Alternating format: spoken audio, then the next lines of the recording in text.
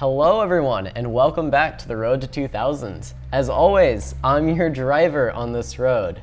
So my name is Caleb. This is our first ever live show. Hello everyone in the YouTube chat. Hello everyone in the room. It's going on Aditya. It's going on Hey There, Drew E. It's good to see you guys. Tonight I wanted to talk about something a little interesting. I've gone over a lot of planning in my last few lectures. And you might have been thinking, this seems like a lot of work. Do strong players actually go through this whole rigmarole? All right, let's look at the pawn structure, figure out a plan in every game. And the answer is honestly not so much. The trick that strong players use is they know the plans before the game even starts. They have their opening repertoire prepared, and they're pretty much ready to figure out what they're going to do based on whatever happens in the game, barring some extreme circumstances. So I wanted to take a look first off. Of course, you can't talk about openings and opening disasters without looking at this game. This is an example of a former world champion not knowing his opening.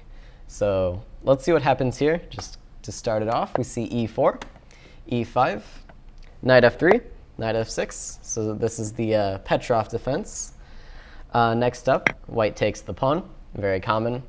Black cleverly plays d6, not falling for the first trap of knight takes e4, when of course queen e2 would be a pretty good game for black, or for white, I mean. Maybe black has to play queen e7. Let's not go into this. This line's kind of nonsense. d6 is the main move. Knight f3, knight takes e4, knight c3, and now, do you guys know the move here? There's a couple options. What would you play? What do you think for black? No idea? All right, there's a couple options here. The main move that most people play is knight takes c3, right? This is the most common line. Also available as an option for black, though, is to retreat the knight. What is not an option is the move that Anand played here, which is bishop f5. So now white to move and win the game in one turn. Not by checkmate, but by winning large amounts of material. What do you think? This tactic's not so hard.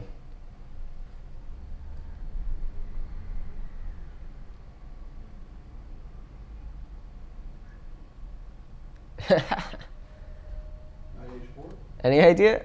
Knight h4 would be interesting. You're trying to remove the defender, right? But unfortunately, he can take this knight. Yeah. Also, maybe as an intermezzo, like if you try the same idea with knight d4, you can take here still. But someone in the YouTube chat, hey there, got it, as well as ascended lord and ruler of something. The right move is queen to e2. So why do you think this move's correct? Pins the knight.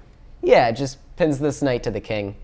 The only way for black to try to save the piece would be to play d5, when d3 would simply capture this knight, almost for free, in exchange for a pawn.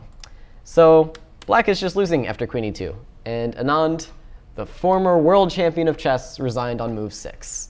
So obviously, knowing your openings is somewhat important at every level. What I want to talk about today isn't quite this much surface level. This is kind of just a funny way to intro it. And the way knowing your opening kind of usually appears in games is more like this next example. So this is a game I had quite a while ago now against a local player, Luke Yi, who's an up-and-coming kid. He was around, I think, 2000 when we played this game, and maybe a little bit below, 1950 or so. And I wanted to show what it looks like when a 1900 player doesn't really know what he's doing in his opening, doesn't really know the plans associated with his openings. So let's take a look and see what happens. e4, c6, so we're in a Caro-Kann. Luke is playing white, by the way. I'm playing black. We see d4, d5, knight c3, takes, so we're in the classical line of the Caro-Kann. Bishop f5. Attacking this knight, developing the bishop. Knight to g3, bishop g6, h4, threatening, of course, h5, trying to win the bishop, so h6, knight f3, knight to d7, contesting this e5 square, We see h5, bishop h7, bishop d3, takes, e6. And these are all, theoretical moves. All these moves are really theory. And so this is not what I mean when I say, knowing your opening. You can know all these moves and still really not understand the ideas behind your opening. That's what I want to focus on today, is understanding why these moves are important, why these moves are correct. Luke even continued playing theory with bishop f4. This move is fine. I played bishop b4 check, which is also the main move. We see bishop d2, queen a5, c3. So this forces the bishop back, and after c4, the queen is forced to come back. Why do you think white is forced to go in for this c3 move right away? This is kind of important that white has to play this c3, c4 idea, which allows black to kind of move his pieces back into position.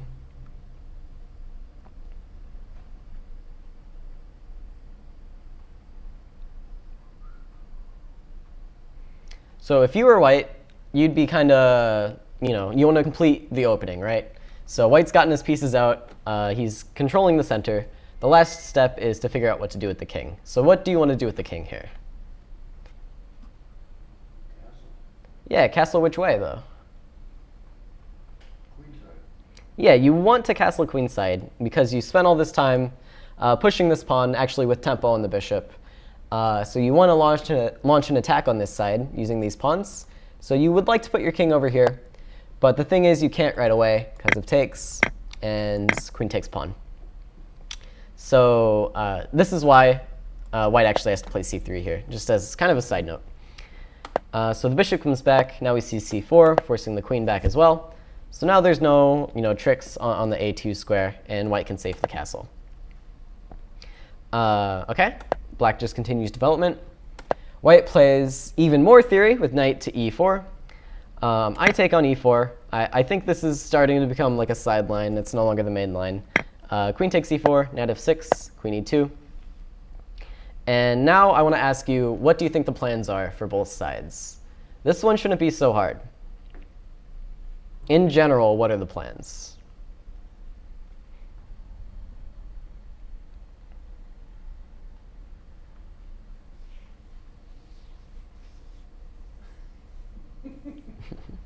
Any ideas? No answer. No answers? So what happens when you castle on opposite sides most often? Is it like a boring positional game or a tactical attacking game? When the kings are on opposite sides of the boards. Sounds positional. Sounds positional? Well, it's actually going to be more of an attacking game. And the reason for that is when kings are on the same side of the board, it's not so easy to push the pawns to attack, right? Because you're having to push pawns that are protecting your own king, right? For example, if his king was over here, let's just play some moves. It wouldn't be so easy to, start pushing these pawns up the board, right? Because you're weakening your own king. But with the king on the other side, of course, it's quite common to do things like, push these pawns forward to weaken my king side. So yeah, it'd be attacking. So yeah, you have pawn storms and attacks, right? So now we know, black wants to attack this king by pushing these pawns somehow, maybe with straighter arrows. And white would like to, attack my king. He kind of has a head start because this pawn is all the way up here already. But using these pawns and this pawn is how he would, continue his attack. Where it comes into play in knowing your opening, right? You can kind of just look at the position and realize, okay, both players want to attack. But knowing your opening means knowing the specifics about it. How does white continue with this attack? What are the common ways that he can stop black's advances and push through with his own advances? And same thing for black. How can he try to stop white's advances and push his own agenda, kind of? So with that in mind, what are some candidate moves for black here? How can he start attacking this king while trying to slow down white's pawn storms? What are some candidate moves you might play? Just moves that look reasonable to you. Push the B and A pawns. Yeah, you might want to start pushing one of these pawns. Which pawn do you think would make the most sense here? out of these three? The B pawn. Yeah, I like the B pawn too. So one of the most common pawn breaks in the Caro-Kann, probably the most common, is this move c5, with the idea of attacking this weakened d4 pawn, right? It's on a half-open file, it's easily attacked, and c5, kind of attacks it. Probably first, though, Black would want to get his king out of the center to avoid any ideas of playing d5 when the queen and the king would be on the same open file, which is a little uncomfortable. Yeah. So c5 is a good idea. The move that you suggested is the move I played in the game, which is actually b5. I had seen other games in this opening. I knew a little bit about this opening line. I knew that b5 is sometimes an interesting idea. So do you think White wants to open the area in front of his king or kind of close the area in front of his king? He wants it closed. Yeah, he would prefer to close it, right? But something is wrong with White trying to close this area down. What do you think might go wrong?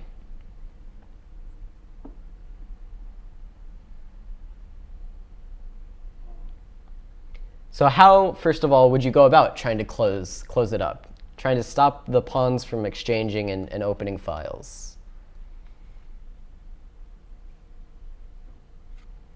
Because if you're not careful, I'm probably just going to take this. If you pull it to C5, Yeah, so you can push to c5, right? But what do you think the problem is with this? Of course there's this saying in chess. Once pawns move forwards, they don't go backwards. Pawns don't move backwards, right? no. So because they don't go backwards, every time they push forward, they leave squares behind that they can no longer attack. So what squares does it leave behind? Yeah, the YouTube chat's saying this d4 pawn, but even more importantly than the d4 pawn being left behind is another square being left behind.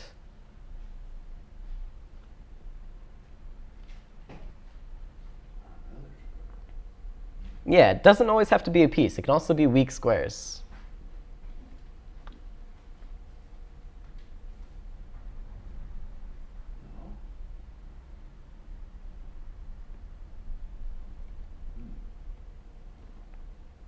The D file?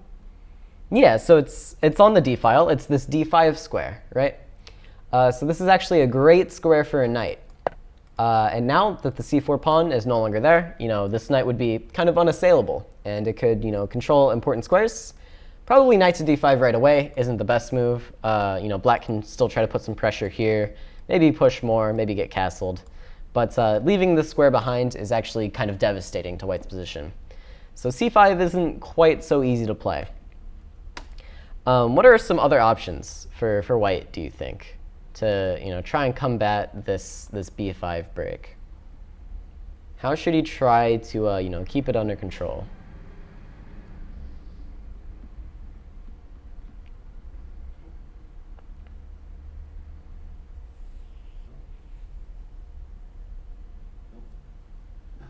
No ideas? Nope.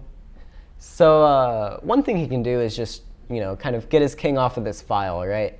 That'd be something to try. Something else is, he could try to take and open the C file rather than the B file. The best move, actually, I think might actually, just be this king B1 idea. This king B1, and then you're not so worried about this anymore because your king's not on this file. You're preparing to open up and attack this weakness that Black left behind. So probably Black wouldn't even want to take C4 here after king B1. Maybe something like queen to B7. Getting castled and putting more pressure here, as well as always keeping this idea in the air. Instead, my opponent played a different move, and I want to get your guys' thoughts on the move my opponent played. What do you think about G3 here? This is what was played in the game.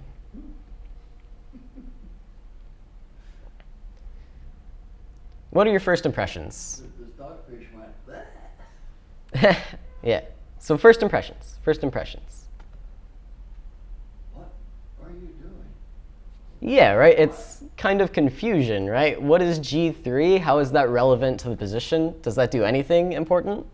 And the answer is kind of no. It doesn't really solve any of White's problems. It doesn't make any new threats. It just doesn't make any sense, right? So White if he knew the opening better, he probably would have known the most common way for white to continue his attack. So what do you think, or do you guys know the most common way for white to continue the attack? Which it doesn't have to be a move immediately, but it's an idea later on down the line. How does white usually break up this structure with the g7 and h6 pawns, with the pawn on h5? There's a very common sequence of moves that happens.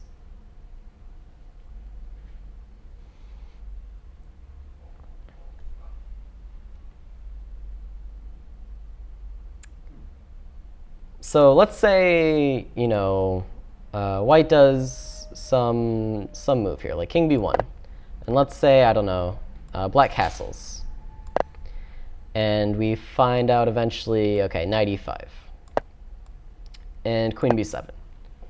Does any move jump out now that we've played a couple more moves, gone a little bit further down the line?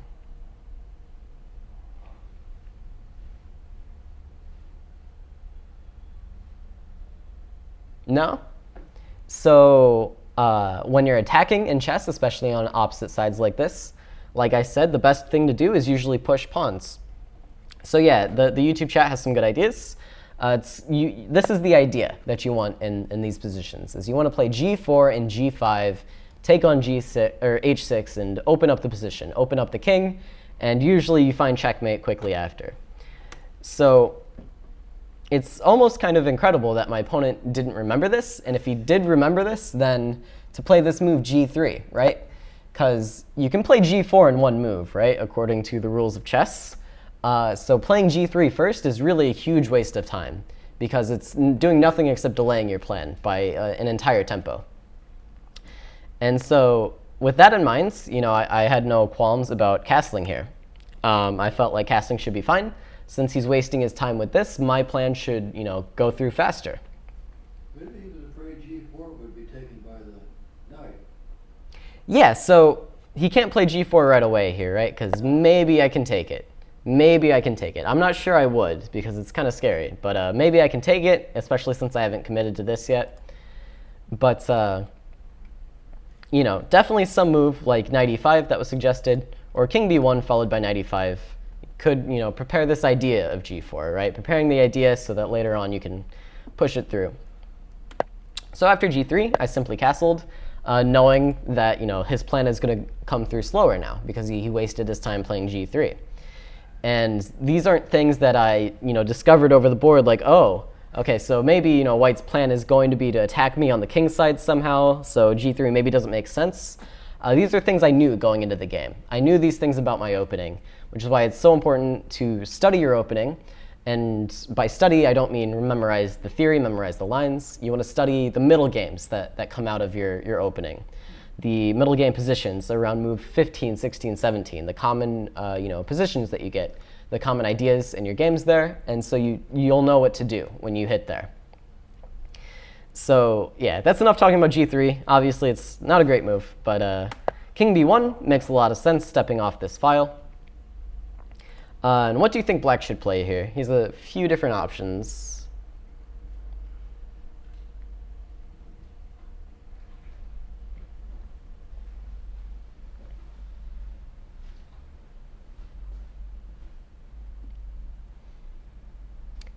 Any thoughts? I'll stop using the word idea since someone wants me to stop saying it. Any thoughts, any feelings about this position for black?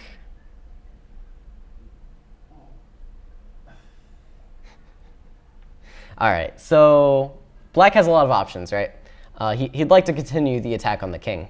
The question is just figuring out, what's the best way to do this. So yeah, some good moves are being suggested. Rook d to b8. There's no rook here, but maybe this rook.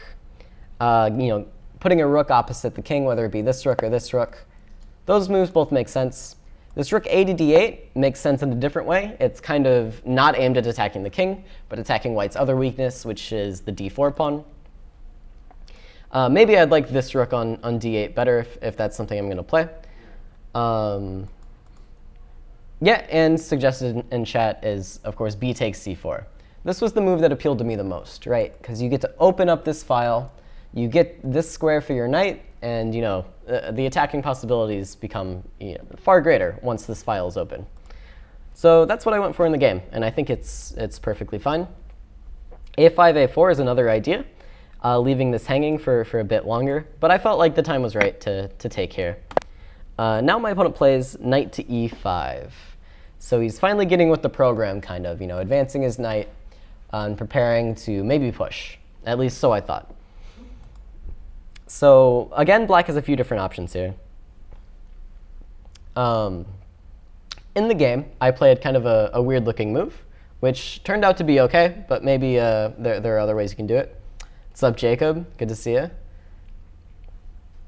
So in the game, I thought, hey, maybe I definitely want to put a rook on this open file, right? All these ideas make sense. Maybe a rook on the d file.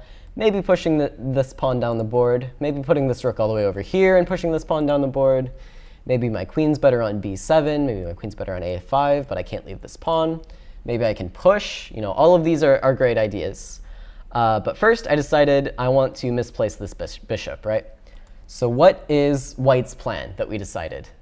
We just talked about it. What does white want to do here?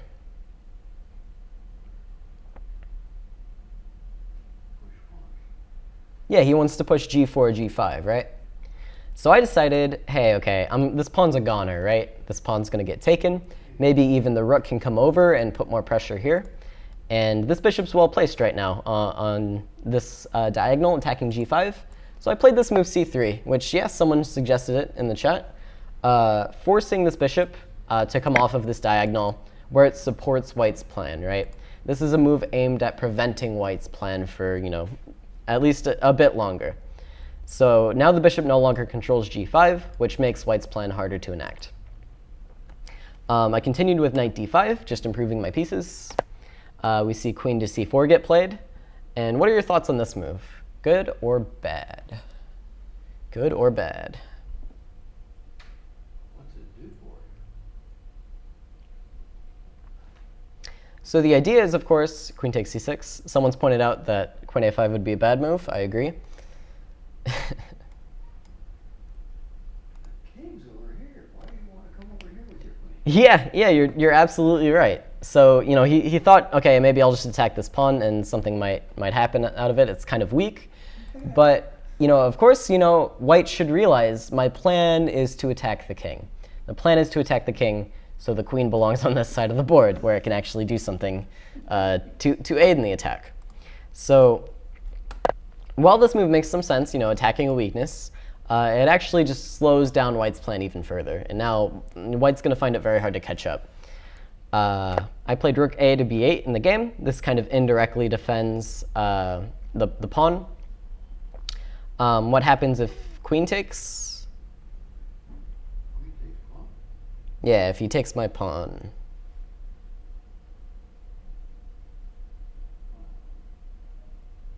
That's rude. Nope, nope, nope.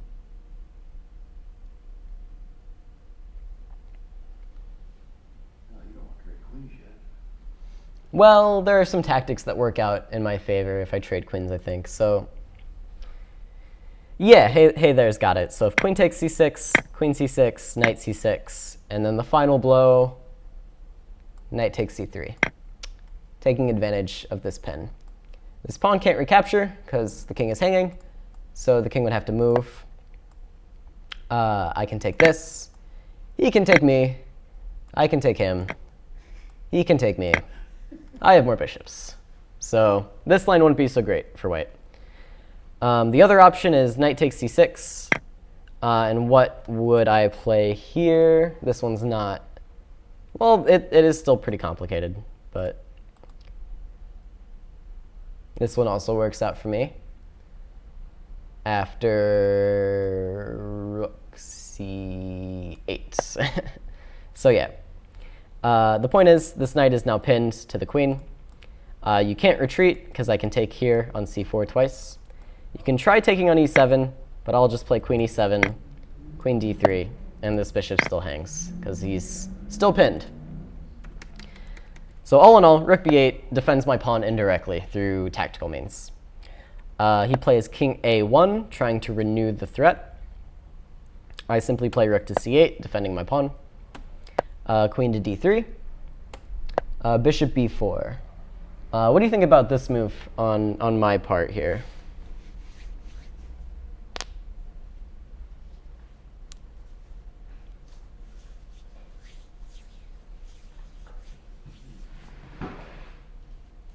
What do you think?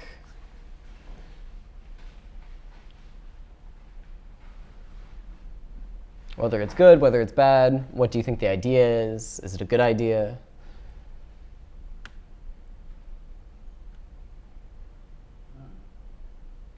Yeah, so obviously, at its core, it's offering a trade of the bishops, right?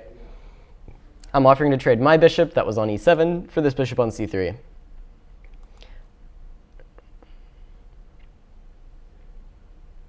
Good move because the bishop on c3 is better than the bishop on e7. Bad move because the white bishop is bad. These are the ideas. Good because it gets the pieces towards the king. So yeah, in the game, I was thinking, okay, what's my next really big breakthrough, right? Yeah, so all in all, people think it's good because it removes a defender. But let's look at the specifics here. So what do you think my next big breakthrough is going to be? You know, it's something I can do quickly to open up my last two major pieces that are kind of stuck behind pawns still.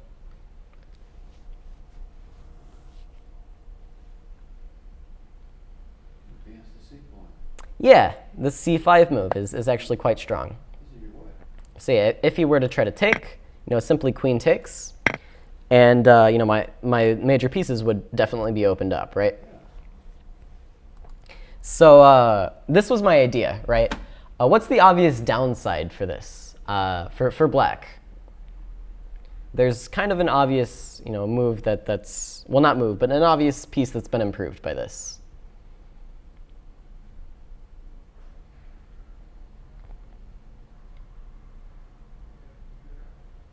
So the piece that's improved is actually white's bishop, right? It was looking at this pawn stuck on d4, but now it's kind of got a clear line of sight to my king, right? So in the game, I was thinking, okay, so this is what I want to do to open my pieces up, but I'd like to get rid of this bishop first. So this was the thinking in the game. It turns out, actually, bishop b4 is kind of just a bit too slow. You know, the move is fine principally, but when you actually look at the variations, when you think through it, you know, this bishop really isn't doing all that much, even after the pawn gets traded. And this just wastes a bit too much time. So even though principally it makes some sense, it is kind of, you know, missing the urgency required here to open up the pieces. So white captured, I captured. And now actually the move that white should play is something like a3.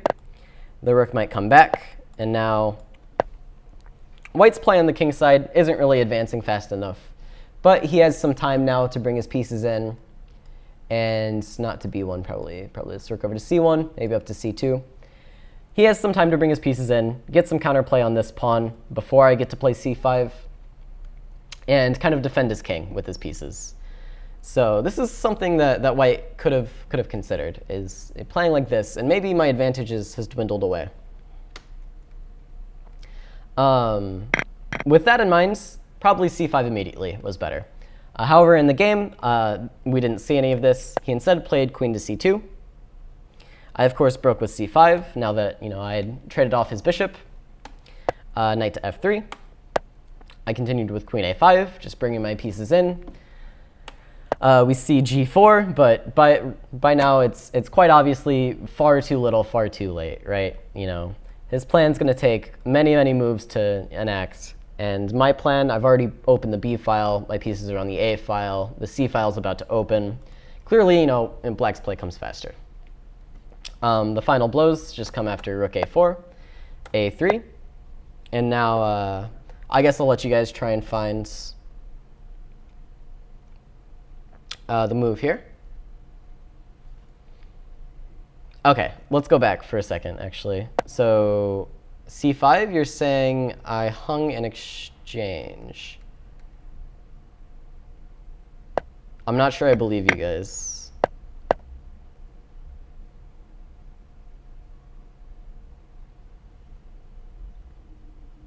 Not sure I believe you guys. Blundered in exchange. And the line was c5 immediately. Okay, you're saying here I blundered in exchange. Let's see. Is this actually true? Does this actually matter? Feels like something should be wrong with this line for white. Yeah, probably queen f2 is okay. Maybe not. Let's see. Maybe you're right. I blundered in exchange. Okay. I'll take this with the bishop. You guys caught me. Problem solved. But okay, that would have been better. So bishop b4, back here. What do you guys think the move is here?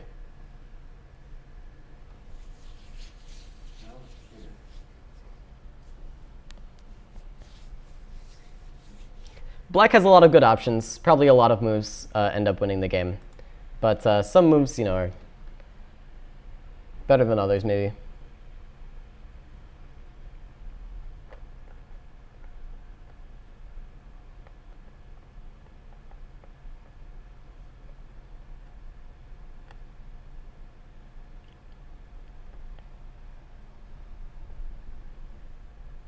Yeah, there are multiple ways to win. Knight b4 is a good idea.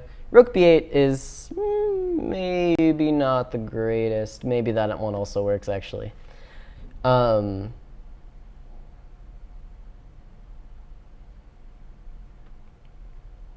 so in the game, knight b4 would be good. Maybe just like queen c3 here. And maybe tries to hold on somehow through some magic. Not that I believe it. The move I played in the game was c4. And this is actually the best move. And why do you think c4 is good? What makes it good? Rook takes a3 was actually also winning. It's a good one. But this one is more winning, according to me. What's the idea with c4? What do you think?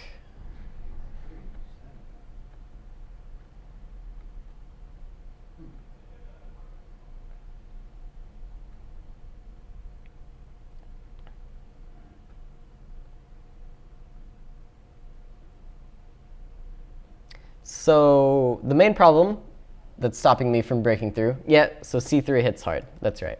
The main problem that's stopping me from breaking through is I'd like to take this pawn on a3, but of course, the pawn is defending it. Some players might take it anyways and say, I'm going to win, your king's way too weak. They'd probably be true, or they'd probably be correct. I did it the simpler way, which is just taking care of this pawn before I take care of this pawn. White vainly attempted to attack me with g5. I continue with rook b8. After king a2, unfortunately, this falls for a tactic with knight to b4 check, and the queen hangs. Had he played anything else, maybe g takes h, there's some fun tactics here. Any idea? Any ideas?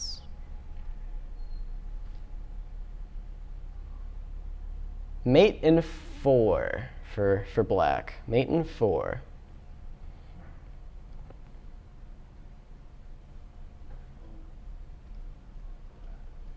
Force mate?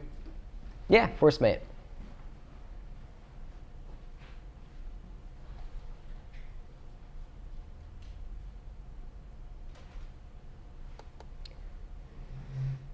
So yeah, rook b3 is a good idea. It's not forced mate, though. You have better. Yeah, hey there's got it. Rook takes a3 check. B takes a3. Queen takes a3. Queen a2 only move. And now that the rook defends b2, we have queen c3 check. Queen b2, and checkmate. So that would have been a good way for the game to end. Instead, of course, my opponent played king a2, which just gives up the queen. There are also checkmates here. I think like knight c3 is some funny business.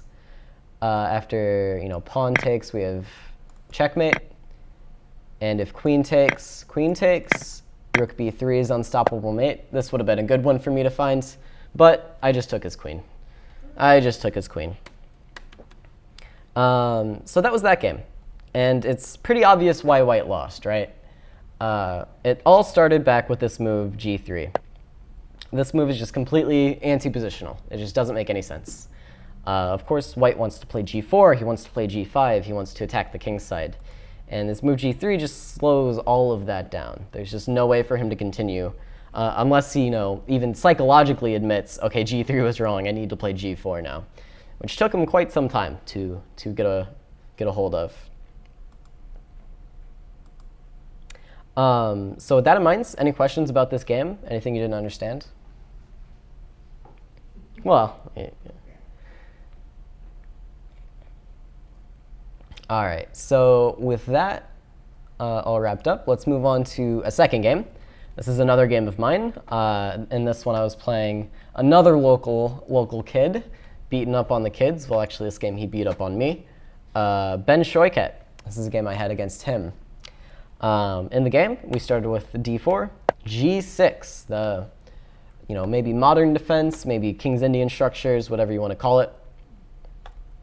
I went with c4, bishop g7, knight c3, c5, d5. Now, a funny line is bishop takes c3, b takes c3, but this is almost losing for black. But if white doesn't know what he's doing, it can be tricky. Instead, Ben played knight f6, played e4, d6, knight g to e2. So I knew this was kind of an offbeat line, but I knew a bit about it.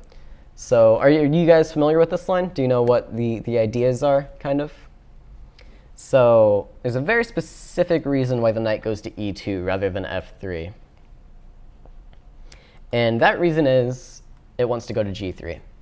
Why would the knight want to go to g3 here? What key squares does it control?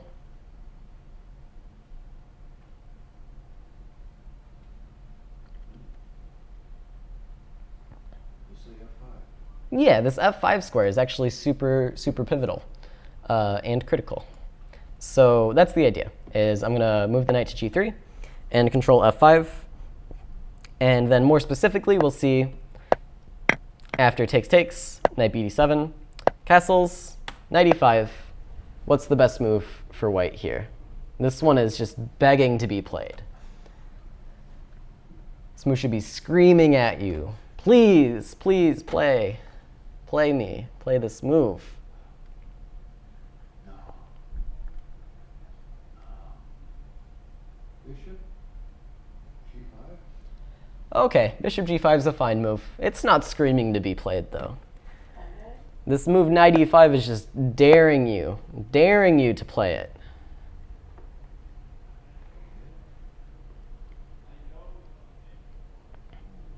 Has to do with our control over this square as well.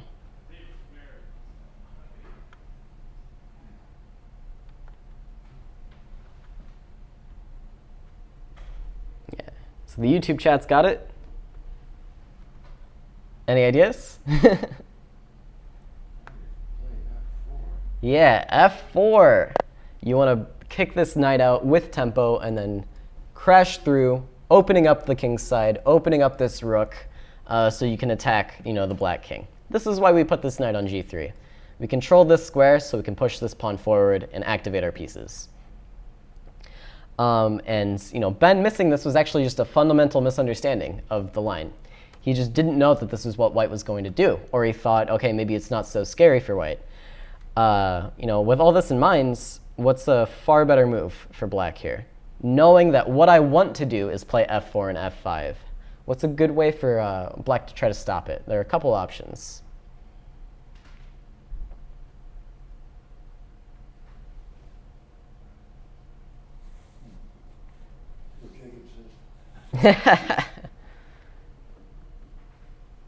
Hopefully, if Ben sees this, he'll remember, because he got a personal talking to by Yasser Seirawan, I believe, about this opening line.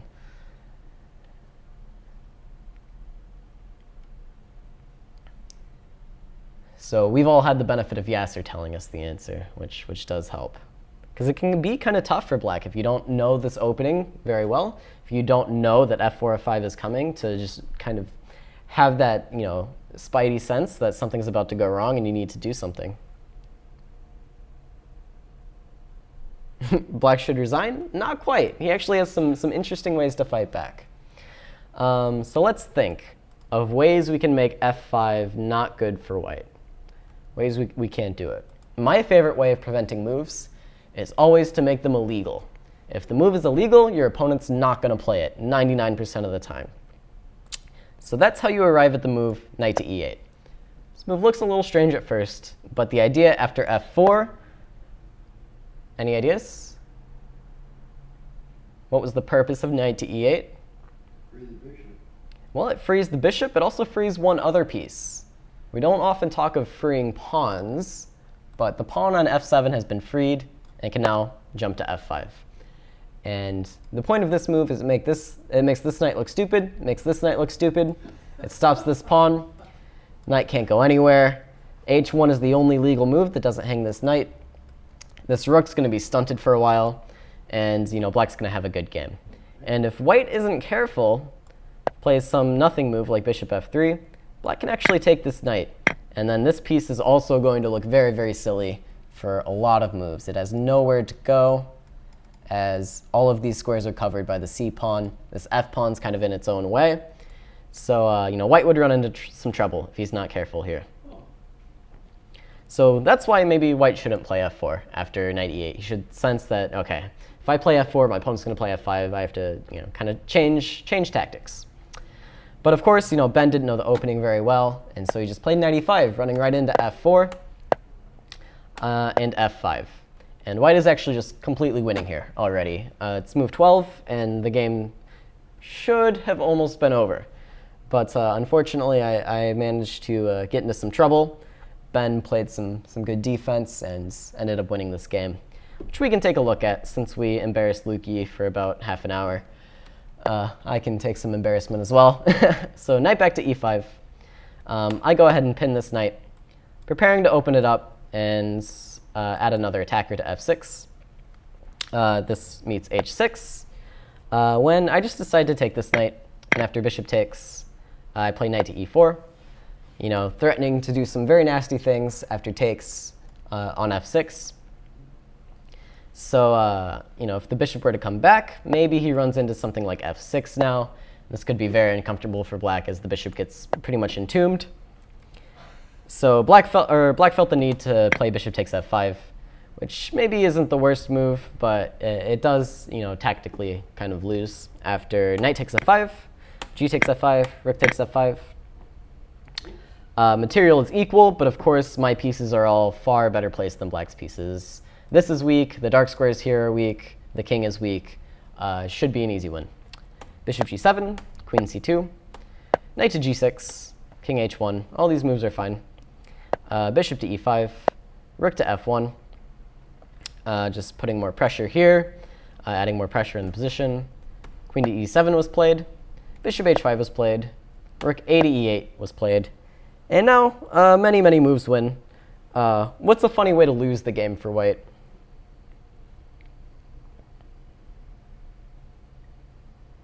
There's a funny way to lose here.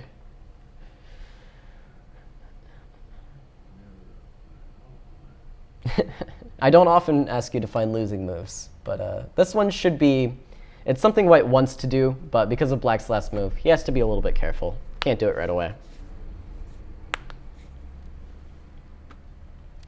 So in a perfect world, we'd like to pile up on this knight, right? And then take the knight and then break through and kill the king. So because of that, this move comes to mind, knight to f6. When after takes and takes, you have three attackers here. The knight can't move because you can take here. But unfortunately, of course, what does knight f6 run into? You're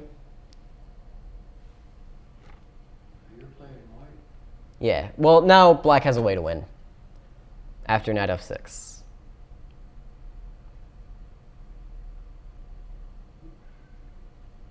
Yeah, so Taco Bell at 6 in the chat has found the idea.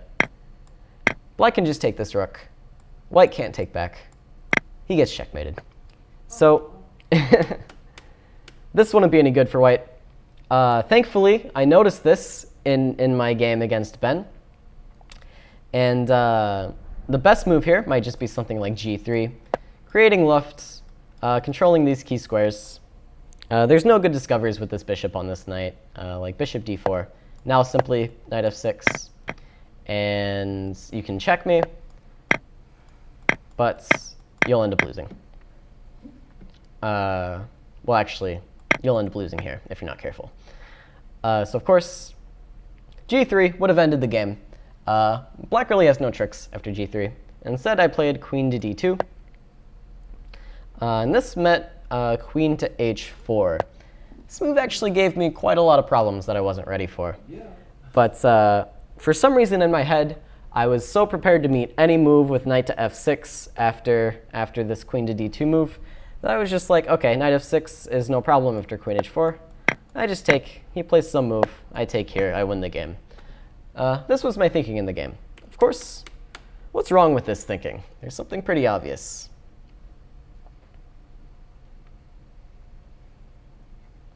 Something pretty obviously wrong. Yeah. Something wrong with knight f6 here. This one's much less hard than the last question. So yeah, well, knight f6 gives check, forces the bishop to come back. But then the problem is after rook f6, this is undefended. The bishop is just undefended. So this is what actually happened in the game. Here, I actually didn't realize I still have one last way to save this game. Some way of preventing this mate and saving this knight that was so unnatural that nobody saw it. Ben didn't see it after the game. I don't think Yasser saw it. But just because this move looks absurd at first glance, but it makes sense. Only one way to stop it and save all your material.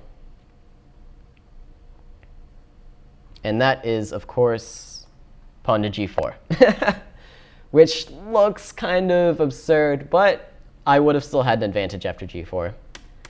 Of course, g3 would have been better, would have maintained my advantage.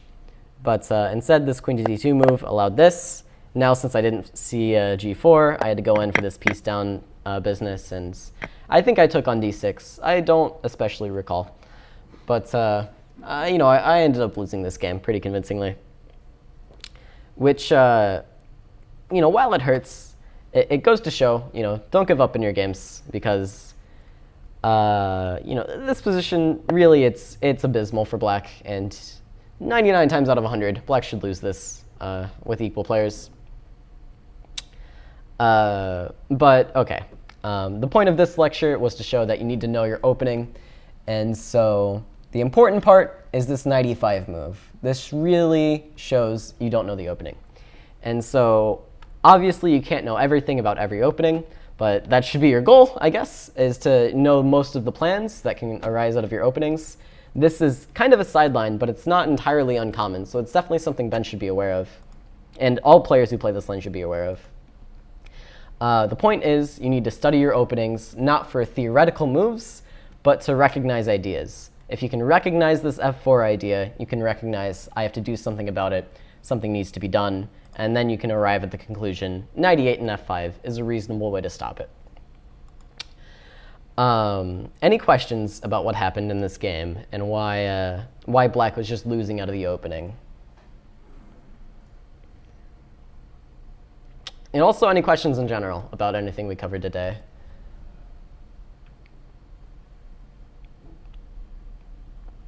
All right, so then just a quick recap. So the point of today's lecture was to show what happens when you don't understand the ideas in your opening, which is the important part. It's not the theory, it's the ideas in the opening.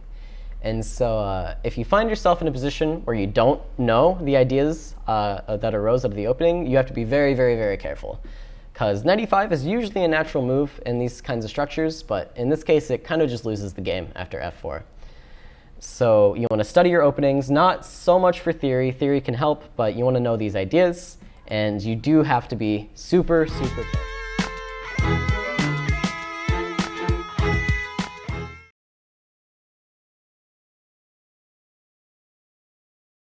Black should have lost this game, and white did lose this game, because of those things.